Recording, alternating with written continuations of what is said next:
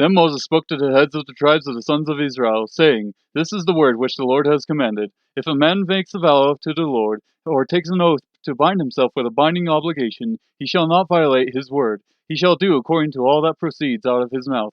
Also, if a woman makes a vow to the Lord, and binds herself by an obligation in her father's house in her youth, and her father hears her vow and her obligation by which she has bound herself, and her father says nothing to her, then all her vows shall stand, and every obligation by which she has bound herself shall stand. But if her father should forbid her on the day he hears of it, none of her vows or her obligations by which she has bound herself shall stand, and the Lord will forgive her because her father had forbidden her. However, if she should marry while under her vows, or the rash statement of her lips by which she has bound herself, and her husband hears of it and says nothing to her on the day he hears it, then her vows shall stand and her obligations by which she has bound herself shall stand.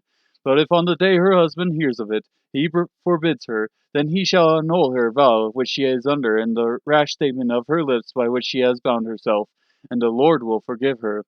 But the vow of a widow or of a divorced woman, everything by which she has bound herself, shall stand against her.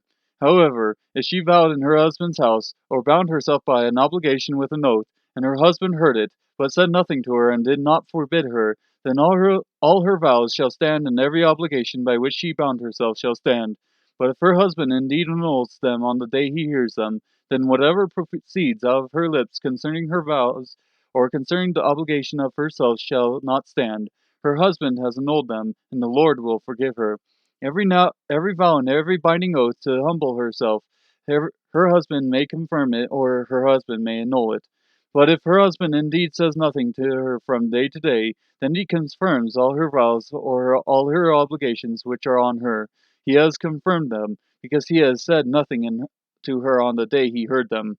But if he indeed annuls them after he has heard them, then he shall bear her guilt. These are the statutes which the Lord commanded Moses, as between a man and his wife, and as between a father and his daughter, while she is in her youth in her father's house.